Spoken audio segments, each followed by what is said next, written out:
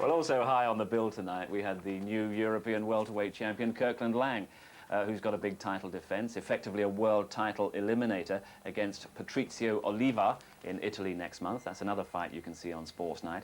But tonight, Laing warmed up against a potentially awkward opponent, the American Rocky Iceberg. Once again, Harry Carpenter at ringside. Seconds out, first round. Kirkland Laing making his first appearance as the European welterweight champion and facing the man in the patriotic trunks from the United States of America, the southpaw Rocky Berg from Oklahoma City, known all too obviously as Iceberg.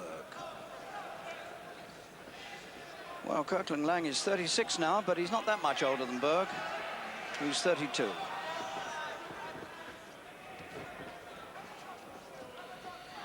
Laing making his first outing since that dramatic second-round knockout at Wembley in May, which won him the European welterweight title, to put alongside his British title. Laing with that, with his hair drawn back in that distinctive multicolored ponytail, which is part Jamaican colours, and maybe a bit of red, white, and blue in there as well.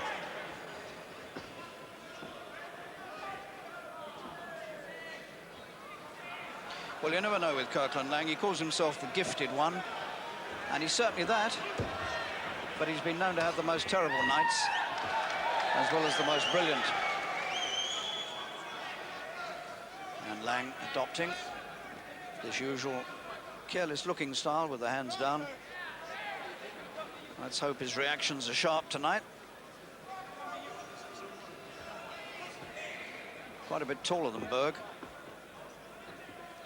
who calls himself the Mid-American light middleweight champion. He's a pound heavier tonight than Laing. Laing 10 stone 8.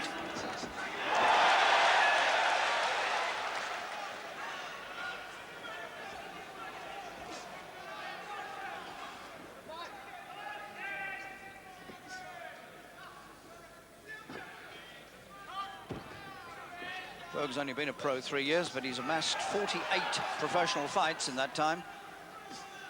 But one has to say that an awful lot of the opposition has been extremely mediocre. He's only been beaten 3 times.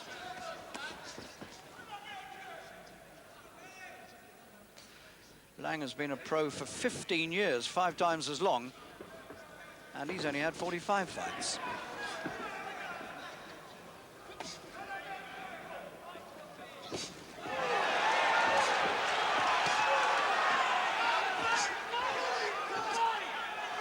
When he's working well, Laing really is an astonishing fighter, and he catches you from all angles. You never quite know where the next one's coming from.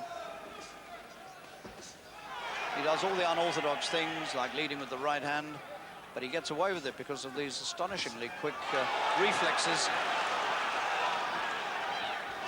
And Berg clearly doesn't quite know where he is. And it's still only the opening round of 10. And Berg turns away with the mark underneath his left eye, and Laing saunters back to his corner, looking totally unconcerned about the entire business. Well, one can remember a night in this very arena at the Albert Hall in January, when he met another man from Oklahoma City called Buck Smith, a total unknown, and a left hook in the 7th round turned Laing's world upside down that night, and he got done. But hopefully he's in for a better night here tonight. Here's a sample of his work from the first round. That's the sort of example of coming with the right hand, which is what they tell you never to do.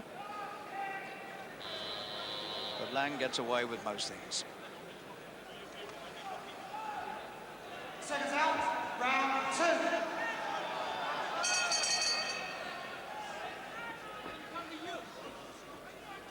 Laing's white opponent from Oklahoma City, southpaw Rocky Berg, making his second appearance in Europe this year. In February, he turned up in France and got stopped in 8 rounds there by René Jacquot, the former European and world light middleweight champion. One of only 3 defeats. Conceding quite a bit of height and reach here to Laing. who's going to defend his European title in Italy against an Italian, Patrizio Oliva, former world champion, next month. There's that right hand again from Laing, popped out from nowhere. Caught his man full on the chin, and Berg is going. The iceberg is melting rapidly here.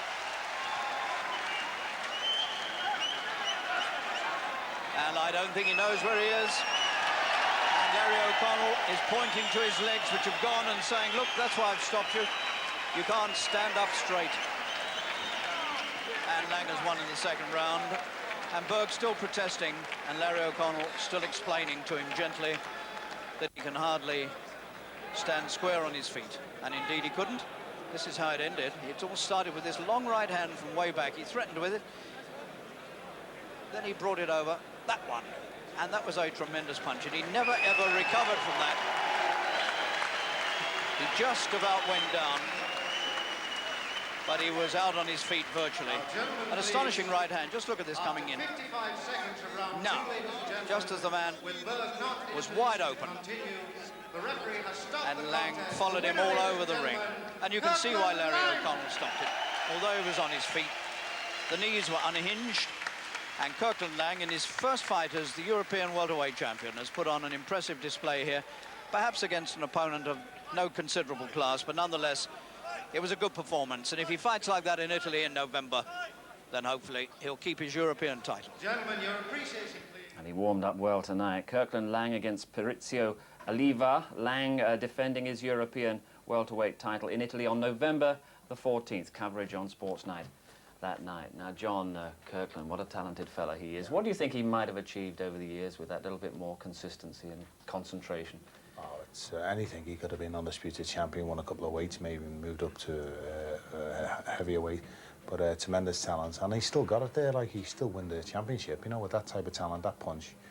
And he's quite clever, really. He doesn't sort of move around, jump around too much, you know, for his age, conserving his energy and that. It's a style that excites the crowd and entertains the crowd. You're not going to change that, are you? No, and also that's it. He's going to go out there, and the crowd know he's going to be very exciting. You're going to get fireworks, you know, and you're a winner. So European title next month, world title beckons. John, thanks for your help tonight. One other piece of boxing news tonight. Tony Collins successfully defended his WBC international light middleweight title tonight with a 12-round points victory over Argentina's Ricardo Nunes at the London Arena.